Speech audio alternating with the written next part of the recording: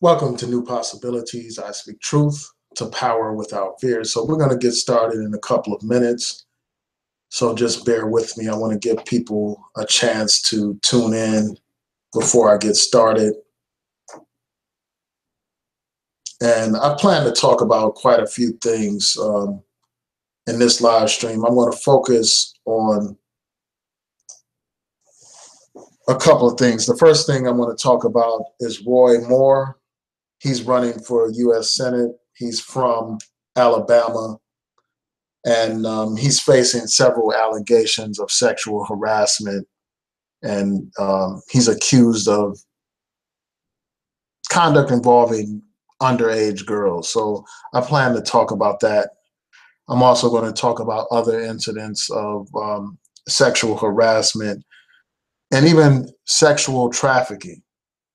I'm going to talk about a disturbing case out of Cleveland, Ohio, and I want to hear from the people about that situation. And one thing that stands out in these cases that I'm going to talk about is just the issue of hypocrisy.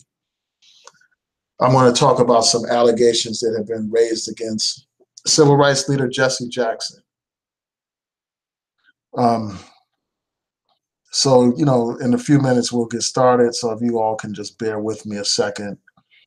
I just want to get a couple more people on the live stream before I get started.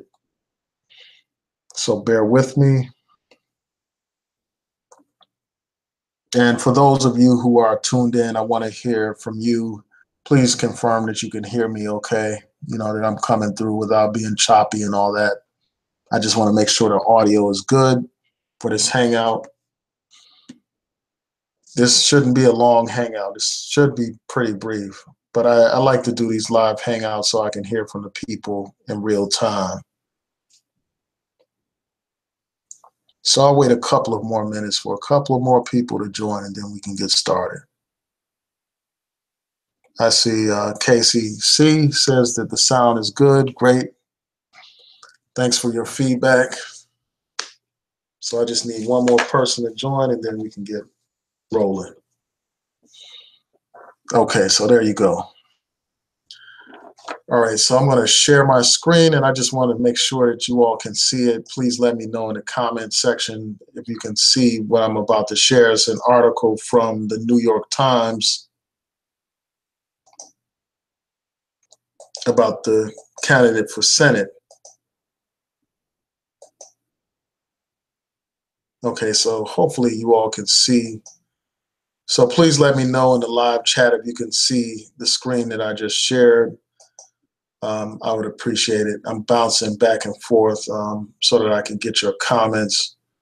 So let me know if you can see the screen, the display of the New York Times article.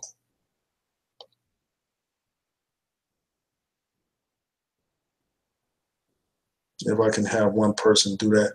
Okay, I see a thumbs up, so I guess you could see it. So you have this candidate. He was actually a judge at one point in Alabama. His name is Roy Moore. He's running for U.S. Senate. And several women have accused him of harassment.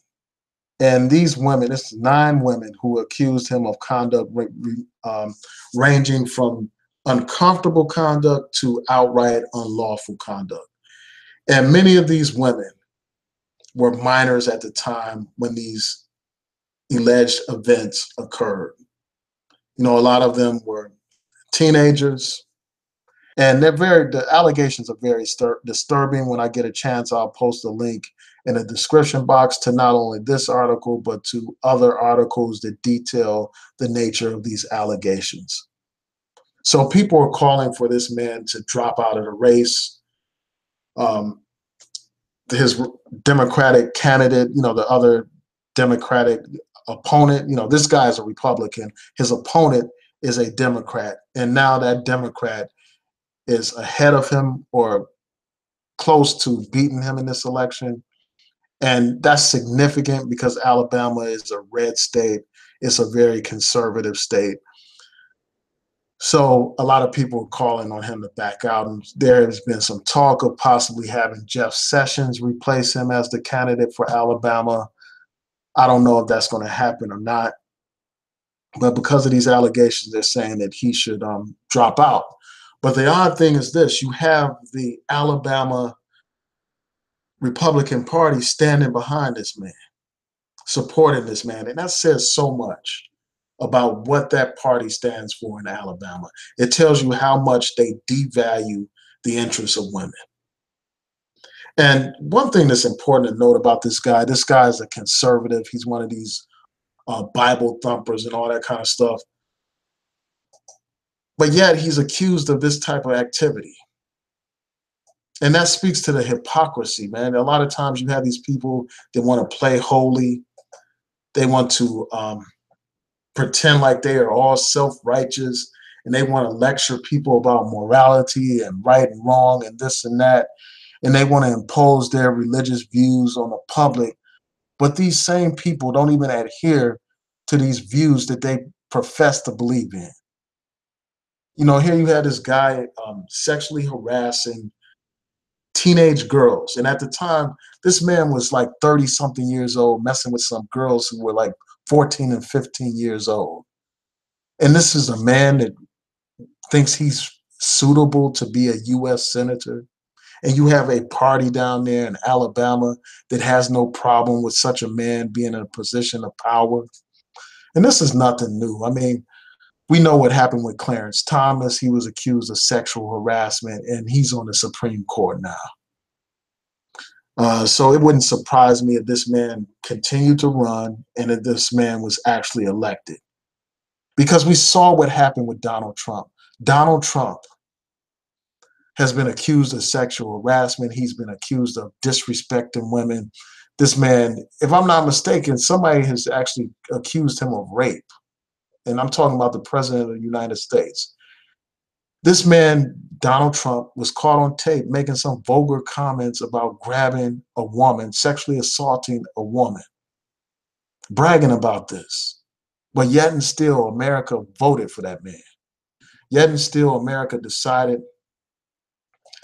that it was appropriate to elect that man to be president of the United States. So I wouldn't be surprised if these people in Alabama, these backwards people there, you know, one of the most conservative and backwards states in the country, I wouldn't be surprised if they vote this man into office. And that's probably part of the reason why he's staying in the race. And it's a disgrace that you have a party that doesn't care about women, but yet women continue to vote that party into power. They continue to vote for your Donald Trumps and people like this guy, Roy Moore. And it's just sickening, man. It's sickening that you have a culture that accepts the abuse of women and girls. And I was on Facebook, and one of my colleagues made, you know, a profound statement. You know, they were talking about how in the media now you have these people being exposed in politics and entertainment and other areas for these allegations of sexual harassment. And they pointed out how if you would have the same exposure for sexual harassers in the civil rights movement or the social justice movement, that would be even more revealing than what we're hearing right now. Because even among people who are supposed to be fighting for freedom and justice and equality and all that kind of stuff, even some of those people have been accused of sexual harassment. And I think it's just a matter of time before more and more of these allegations come out, even in the civil rights and social justice community. And I'm just going to point out one example. And I haven't heard many people talking about this on YouTube, but I'm about to show you this article on The Root about Jesse Jackson. And I don't know if the allegations are true or not, but I think it raises serious questions. And it's not the first time I've heard of similar things with respect to Jesse Jackson. So I'm going to share this screen with you. Hopefully you all can see it. But this article basically talks about how this reporter met Jesse Jackson at an event. She listened to him give an address, and then afterwards, when they lined up for a photograph, this, Jesse Jackson grabbed this woman's thigh and said, "I like all of that right there." And he grabbed her thigh tight. He squeezed it real tight. And she says that even she was shocked when he did this, and she said that don't let this smile fool you. She felt very uncomfortable about the situation. And a coworker was taking photographs, as the situation unfolded. I will include a link in the description box to this article so that you can read it for yourself.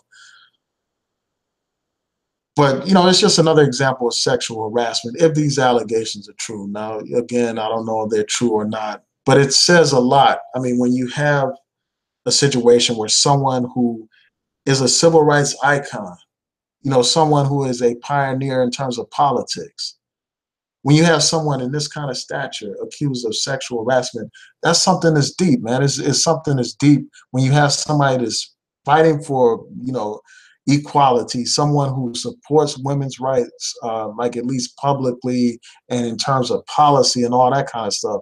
But the same person disrespects a woman by engaging in this kind of harassment, allegedly, if these allegations are true. So, it's just very disturbing, this whole situation. So it cuts across like racial lines, it cuts across political lines, because you have this other guy, Al Franken, who's in the U.S. Senate. I recently heard about how he's accused of a form of sexual harassment. And when I get a chance, I'll post a link in the description box to that article about him. So this is not, something that's limited to any kind of political ideology or any particular race. It's something that's an issue that has to be addressed. It's a problem that needs to be addressed. It's a problem that exists among some men, regardless of their political philosophy or their race and all that kind of stuff. And it's something that needs to be addressed. Because you have, like, for instance, Harvey Weinstein. And I'm going to show this article about him, about all these people who accuse him of harassment. This article shows all these women who have accused him of harassment. He has actually been accused of rape as well. This is a movie executive, somebody who is a liberal, who supports, these Democratic candidates, gives money to people like Hillary Clinton and Barack Obama. So this whole problem of sexual harassment cuts across political lines again. It cuts across racial lines, and it cuts across religious lines as well. So these are pictures of all these people who claim to be harassed. I mean, you all have heard about Lupita Nyong'o's allegations against this guy. Even she accuses him of harassment. And the list goes on and on. What happens is these people, they have a history of being predators. So, obviously there are a lot of people that have allegations against these people. I mean, you had a situation of Bill Cosby. I know some people are trying to turn Bill Cosby into some kind of martyr, saying that he was set up and this and that. I think, and I could go on and on about that, and I won't. I've done prior videos about that. For those of you who haven't seen them, I encourage you to check them out. I may post links to some of those videos in the description box or in the cards at a later time when I get a chance. But yeah, I mean, so this is a very serious problem, man. It just shows you how, women in this society are not respected in a lot of ways. We still live in a society where sexual harassment occurs regularly, and not enough is done to bring attention to the issue. Not enough is being done to address the issue. And that's one of the one things that's good about this whole Harvey Weinstein controversy coming up, is now people are talking about it. Now people are confronting this issue. And hopefully, we can create some difference in society where this is no longer the norm. where, no longer do you have a situation where things like that happen. I mean, for years, you had this guy, Harvey Weinstein, and other people, including the senator, this candidate for Senate, who for years they were able to get away with harassing women, abusing women and girls and all that kind of stuff. And, it's a good thing that we're finally having a real dialogue about this issue. And before I move on to this last story on this topic, I just want to address something that often comes up when people raise these different claims and stuff. So let me share this screen. One of my colleagues shared this article on Facebook, and I think it's an important article because this issue comes up every time these allegations are raised.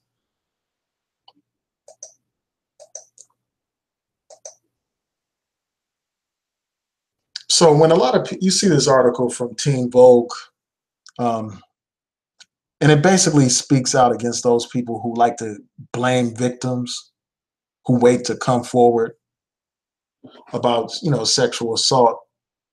And they point out how a lot of times when women suffer that kind of trauma, the trauma of being sexually abused or raped or harassed and stuff like that, they delay in disclosing that trauma because it's a horrible experience. A lot of them feel ashamed of what occurred. A lot of them feel humiliated, and they don't want to share that experience. They want to suppress it. They want to forget that it even happened.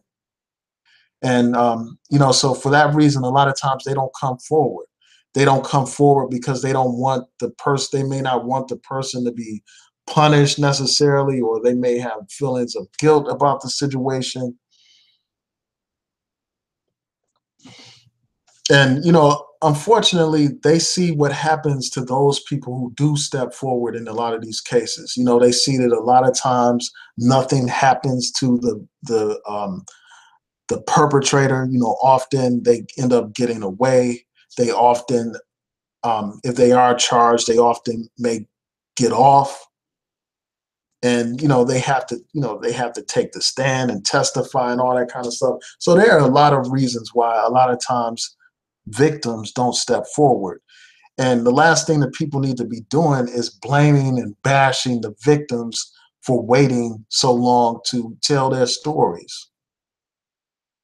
You had these famous personalities, like in this Harvey Weinstein situation, actresses, for instance, who have fame and they have money and all this and that, but even they, in their position of status and influence, decided not to even say anything until there was enough people that began to speak, that people felt more confident and they felt more empowered to speak about what had happened to them. So yeah, I mean, we just need to be more conscientious and more concerned about what happens to the women, man, what happens to just women in society, man. And it reminds me of a lyric from Tupac where he said, "Do we hate our women?" When we allow this stuff to happen, we have to ask ourselves, like, why are we allowing this stuff to happen? Why aren't we using our voices just as human beings to condemn what is wrong? So I'm going to go to this last story, this very disturbing, about these pastors, three pastors in Ohio. Yeah, I thought it was out of Cleveland, but it says here, Toledo. So you had these three pastors who are accused of conspiring to sex traffic children.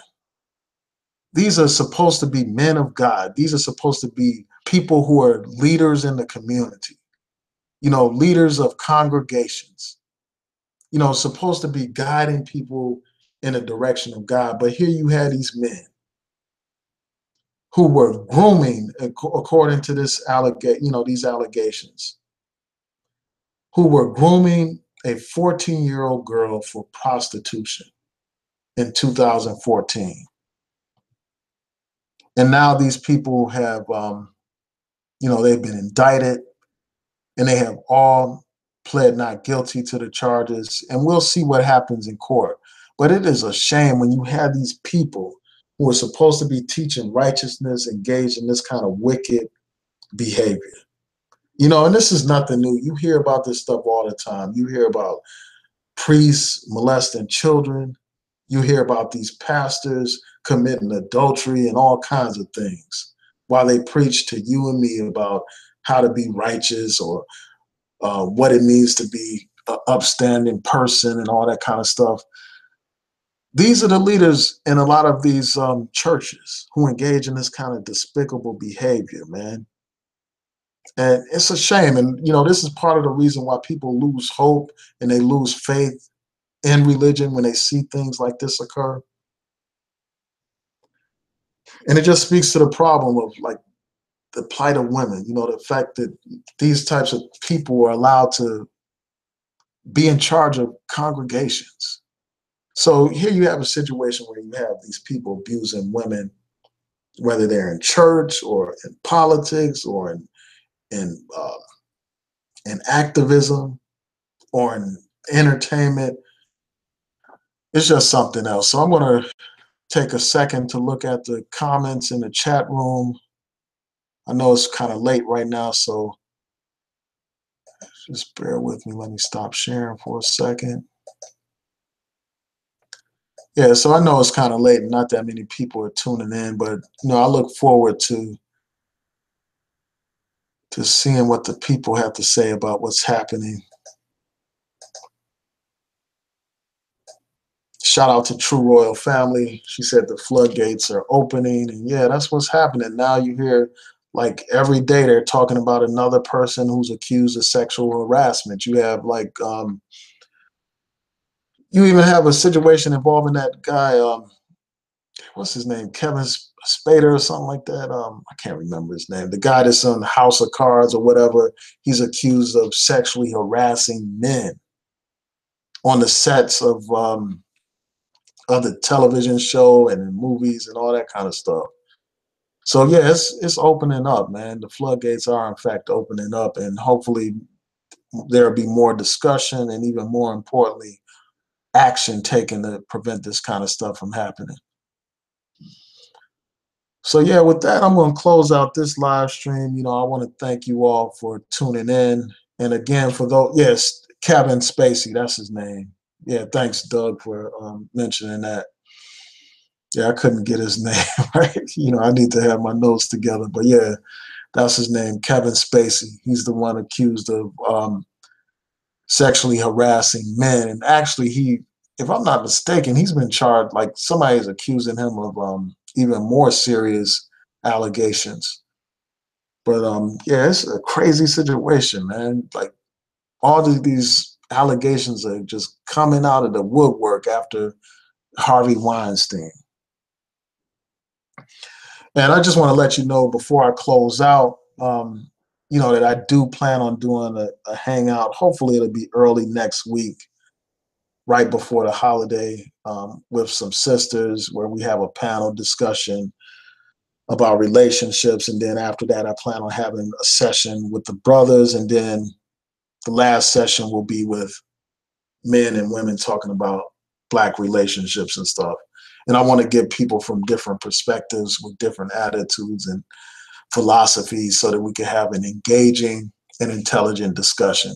So with that, I'll say peace and blessings to each and every one of you. Thanks again for joining this hangout.